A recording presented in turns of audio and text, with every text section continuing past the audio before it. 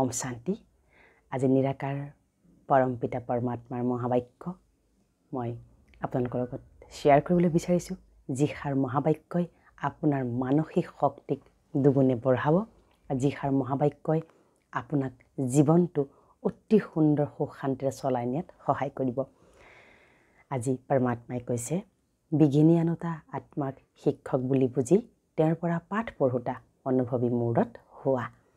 যোনে আপোনাক বিঘিনি দিয়ে, যোনে আপোনাক কষ্ট দিছে, যোনে আপোনাৰ শত্ৰুতা কৰিছে, যোনে আপোনাক ঈৰ্ষা কৰিছে, তেওঁক পৰমাত্মাই কি বুলি ক'ব দিছে? তেওঁ আমাৰ বাবে শিক্ষক। যদি তেওঁ শিক্ষক হৈ নাহিলহেঁতেন, তেন্তে তেওঁৰ ওপৰত আমি ৰাজ্য কৰাৰ, তেওঁৰ লগত মুখামুখি হোৱাৰ যি শক্তি আমাৰ ভিতৰত আছেনে নাই, আমি কেনেকৈ গম পাম? নহয় জানো? গতিকে এটা যদি উদাহৰণস্বৰূপে আপুনি খুব ষ্ট্ৰংকৈ ঘৰ বনাইছে, ঘৰৰ ফাউণ্ডেশ্যন খুব মজবুত কৰিছে, কিন্তু এটা ভূমিকম্প অহাৰ পিছতহে আমি গম পাওঁ সেই ফাউণ্ডেশ্যনটো সঁচাকৈ ষ্ট্ৰং আছিল নে নাই।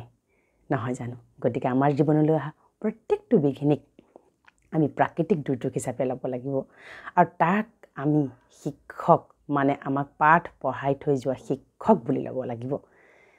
যিসকল আত্মা বিঘিনি অনাৰ নিমিত্ত হয়, তেওঁলোকক বিঘিনি আনোতা আত্মা বুলি নাভাবিবা। পৰমাত্মাই কৈছে, তোমাৰ জীৱনলৈ যোনে বিঘিনি আনে, তোমাৰ জীৱনলৈ যোনে কষ্ট আনিছে, দুখ আনিছে, পীড়া যন্ত্ৰণা আনিছে, তাক কেতিয়াও বিঘিনি আনোতা আত্মা বুলি নাভাবিবা। তেওঁলোকক সদায় পাঠ পঢ়াওঁতা, আগুৱাই লৈ যাওঁতা নিমিত্ত আত্মা বুলি বুজিবা। কিমান সুন্দৰ লাইন, নহয় জানো? নহ'লে আমাৰ দিনে ৰাতিয়ে আমাক যোনে দুখ দিয়ে, কষ্ট দিয়ে, ঈৰ্ষা কৰে, তাৰেই কথা ভাবি ভাবি মন মগজু আমাৰ কি হৈ থাকে? ব্যস্ত হৈ থাকে। কিন্তু পৰমাত্মাই কি ক'লে? তেওঁলোকক কেতিয়াও বিঘিনি আনোতা আত্মা বুলি নাভাবিবা। তোমাৰ সকলোতকৈ তোমাৰ শক্তিশালী শিক্ষক বুলি ভাবিবা, আৰু তোমাক জীৱনৰ বাটত এক কদম আগুৱাই লৈ যাওঁতা বুলি ভাবিবা। পাৰিবনে বাৰু? চেষ্টা কৰি চাওকচোন। আপোনালোকে লিষ্ট এখন বনাওক। কোনে কোনে আপোনাক বিঘিনি দিছে, কোনে কোনে আপোনাক দুখ দিছে, পীড়া দিছে, এটা এখন লিষ্ট বনাওক। বনাই আজিয়ে তেওঁৰ লগত হিচাপ নিকাচবিলাক ক্লিয়াৰ কৰি দিয়ক। তেওঁক কেৱল এটা শুভকামনা, সুভাৱনা, আৰু তেওঁক ধন্যবাদ। কিহৰ বাবে? কাৰণ তেওঁ অহাৰ বাবেই মোৰ জীৱনত মই এটা ডাঙৰ পাঠ শিকি আছোঁ। কি পাঠ? কেনেকৈ আমি নিজকে কণ্ট্ৰল কৰিম, নিজকে কেনেকৈ নিয়ন্ত্ৰণ কৰিম, যিকোনো বিঘিনি লৈ নাহক কিয় সেই বিঘিনিক কেনেকৈ সুখ্যাতিৰে আমি অতিক্ৰম কৰিম, তাৰ পাঠ মোক কোনে পঢ়াব? সেই বিঘিনি আনোতা জনেহে শিকাব। নহয় জানো? পৰমাত্মাই কৈছে, অনুভৱী কৰি তোলোতা শিক্ষক বুলি বুজিবা। যিহেতু এনেকৈ কোৱা যে নিন্দা কৰোতাজন মিত্ৰ হয়, তেন্তে বিঘিনিক অতিক্ৰম কৰাই অনুভৱী কৰি তোলোতাজন শিক্ষক হ'ল। আমি নিন্দা কৰাজনকো যদি মিত্ৰ বুলি ভাবিব পাৰিবনে? নিশ্চয়কৈ পাৰিব। যে আমাক যোনে নিন্দা কৰিছে, যোনে আমাৰ কথা বেয়াকৈ কৈছে, তেওঁ আচলতে আমাৰ মিত্ৰৰ পাত্ৰ। কিয় মিত্ৰৰ পাত্ৰ বাৰু?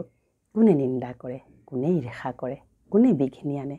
যি মানসিকভাৱে নিজেই দুৰ্বল, যি মানসিকভাৱে নিজেই কি হৈ আছে? পীড়িত হৈ আছে, আক্ৰান্ত হৈ আছে। তেওঁক কিহৰ প্ৰয়োজন? তেওঁক আমাৰ আচলতে নেতিবাচক গালি সপনিৰ প্ৰয়োজন নহয়। তেওঁক কিহৰ প্ৰয়োজন? মৰম, শুভকামনা, সুভাৱনাৰ প্ৰয়োজন। আপোনাক কোনোবাই বিশ্বাসঘাতক কৰি আছে, আপোনাৰ পিছে পিছে কোনোবাই কিবা কথা কৈ আছে, আপোনাক কোনোবাই আপোনাৰ কথা গৈ ক'ৰবাত কৈছে, তাৰ মানে কি? সেই আত্মাক কিহৰ প্ৰয়োজন? আমাৰ স্নেহ, মৰম, চেনেহ, আৰু তেওঁক আমাৰ শুভকামনা, সুভাৱনাৰ প্ৰয়োজন। কাৰণ তেওঁ মানসিকভাৱে আক্ৰান্ত, তেওঁ মানসিকভাৱে মায়াৰ প্ৰহাৰত তেওঁ আক্ৰান্ত হৈ আছে। গতিকে পিতাই কৈছে, বাবাই কৈছে যে বিঘিনিক অতিক্ৰম কৰাই অনুভৱী কৰি তোলোতাজন তোমাৰ শিক্ষক হ'ল। সেইবাবে বিঘিনি আনোতা আত্মাক সেইটো দৃষ্টিৰে চোৱাৰ পৰিৱৰ্তে সদাকালৰ বাবে বিঘিনি অতিক্ৰম কৰোৱাৰ নিমিত্ত অবিচলিত কৰি তোলোতা নিমিত্ত বুলি বুজা। কি কৈছে পৰমাত্মাই? যে বিঘিনি আনোতা আত্মাজনক তোমাৰ সদাকালৰ বাবে বিঘিনি অতিক্ৰম কৰোৱাৰ নিমিত্ত বুলি ভাবা। তাৰমানে যিজনে প্ৰথমতে আপোনালৈ বিঘিনি আনিব তেওঁ আপোনাক কি পাঠ পঢ়ুৱাব যে জীৱনলৈ অহা বিঘিনিক আমি কেনেকৈ মুখামুখি হ'ম। এতিয়া পিতাই কৈছে যে তেওঁক তুমি ইমান ধন্যবাদ দিয়া কিহৰ কাৰণে যে তুমি মোক সদাকালৰ বাবে প্ৰস্তুত কৰি দিলা কেনেকৈ বিঘিনি মানে এই যে দুখ যন্ত্ৰণা ঈৰ্ষা অসূয়া অশান্তি দুখ এইবিলাকক আমি কেনেকৈ টেকেল কৰিম। কোনোবাই দিছে সেইটো তেওঁৰ সংস্কাৰ, কিন্তু দিয়াজনক কিয় ধন্যবাদ, তেওঁ নিদিলে আমি কেনেকৈ গম পাম যে মোৰ জীৱনতো এইবোৰ আছে। জীৱন মসৃণ নহয় বুলি সকলোৱে কয়, ডেফিনেটলি জীৱনত আহিবই। কি আহিব? ঈৰ্ষা অসূয়া অশান্তি বেলেগৰ পৰা আহিব, কিন্তু সেই বেলেগজনে নিদিলে আমি জীৱনৰ সেইবিলাক সুখ চাপৰ জীৱনৰ সেই অনুভৱবিলাক আমি অনুভৱ কৰিব নোৱাৰিম।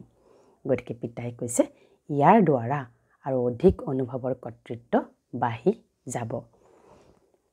অনুভৱ মানে কি?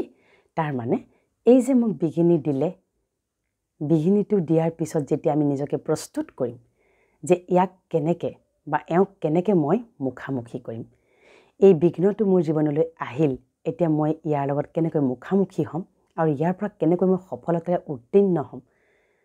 আৰু যেতিয়াই মই আপুনি তেওঁৰ প্ৰতি শুভকামনা শুভভাৱনা ধন্যবাদ দিব, স্পণ্টেনিয়াছলি ধন্যবাদ দিয়াৰ লগে লগে আপোনাৰ মনত তেওঁৰ প্ৰতি কি তৈয়াৰ হৈ যাব যে তেওঁ আচলতে আমাৰ প্ৰতি কল্যাণকাৰী। তেওঁ বিঘিনি দিয়াৰ বাবেই মই জীৱনত প্ৰতিটো সময়ত মই কি হৈ থাকিব পাৰিম, এতিয়া এলাৰ্ট হৈ থাকিব পাৰিম যে এনেকুৱা বিঘিনি আহিলে আমি কোনটো শক্তি আমাৰ আৱশ্যক আছে বা কোনটো শক্তিৰ দ্বাৰা আমি নিজকে আচলতে কি কৰিব পাৰিম, স্থিৰ কৰিব পাৰিম, তৈয়াৰ কৰি ল'ব পাৰিম। আজি বাবাই আৰু এটা কথা কৈছে যে অভিযোগৰ ফাইল আমি যে অভিযোগ দিওঁ, অমুক তেনেকুৱা তমুকে সেইটো কৰিলে, তমুকে সেইটো কৰিলে, অভিযোগৰ সেই ফাইলটো পিতাই কৈছে যে সমাপ্ত কৰি পেলোৱা। অভিযোগ কৰা বন্ধ কৰা। অভিযোগ আহিবই, সকলোৱে নিজৰ নিজৰ সংস্কাৰ কৰ্মৰ ফল লগত লৈ আহিছোঁ, সকলো ঘূৰি আহিবই, তাক আমি অভিযোগ বুলি ক'ম। পিতাই কৈছে সমাপ্ত কৰা আৰু উত্তম ৰিফাইন পৰিশোধিত হোৱা। প্ৰথমতে ফাইন কৰিব দিছে, নিজকে ফাইন কৰিব দিছে, তাৰপিছত আকৌ ৰিফাইন কৰিবলৈ দিছে। কিমান ইম্পৰ্টেণ্ট পইণ্ট যে সেইবিলাকক চবকে একচেপ্ট কৰিবলৈ দিয়া নাই। অভিযোগ মানে কি? আকৌ বিঘিনি। আৰু সেই বিঘিনিৰ ফাইলটোক পৰমাত্মাই কৈছে যে প্ৰথমতে তাৰ পৰা চালি জাৰি চোৱা, কোনটো মোৰ বাবে উপযোগী, কোনটো নহয়। তাৰপিছত আকৌ ৰিফাইন কৰিবলৈ দিছে, দি পেলাই গোটেই অভিযোগৰ ফাইলটোক সমাপ্ত কৰি তাক কল্যাণকাৰী ফাইললৈ ৰূপান্তৰ কৰিব দিছে। তাৰ বাবে ৰাতিপুৱা শুই উঠি অমৃত বেলা ব্ৰহ্ম মুহূৰ্ত আমি যদি অলপ প্ৰেক্টিছ কৰোঁ, বিঘিনি অনাজনক যদি আমি ধন্যবাদ দিওঁ, ৰাতিপুৱা শুই উঠি সেই আত্মা তুমি যি বিঘিনি মোৰ জীৱনলৈ আনিছা তাৰ বাবে মই তোমাক কোটি কোটি ধন্যবাদ জ্ঞাপন কৰিছোঁ, কাৰণ তোমাৰ বিঘিনিৰ দ্বাৰা মই শক্তিশালী হৈ পৰিছোঁ। কাৰণ মায়া আহিবই, মায়া আমাৰ চাৰিওফালে ঘূৰি থাকে, বিঘ্ন ৰূপত থাকে, যিকোনো ৰূপত থাকে, কিন্তু মায়াক যদি আমি কেনেবাকৈ আশ্ৰয় দিলোঁ, মায়া মানে কেৱল কাম ক্ৰোধ লোভ মোহ অহংকাৰ সেয়াই নহয়, এই যে কোনোবাই অনা বিঘিনি বিদ্বেষ হিংসা ঈৰ্ষা অসূয়া অশান্তি, কোনোবাই যে আমাৰ প্ৰতি যে বেয়াকৈ কৈছে, কোনোবাই আমাৰ প্ৰতি বেয়াকৈ ভাবিছে, কোনোবাই আমাৰ কথা বেয়াকৈ কৈছে, এই সকলো হৈছে মায়া। যিজনে কৈছে তেওঁ মায়াৰ দ্বাৰা আক্ৰান্ত পীড়িত। আমাৰ কাম দুটা হ'ব লাগিব, এটাটো হৈছে শক্তিশালীভাৱে মুখামুখি হোৱা, আৰু সেয়া তেওঁৰ সংস্কাৰৰ পৰা যেন তেওঁক আমি মুক্তও কৰিব পাৰোঁ আত্মাৰ শক্তি দি, তাৰ প্ৰতি আমি আচলতে দুটা কথাৰ প্ৰতি আমি লক্ষ্য ৰাখিব লাগে। ওম শান্তি।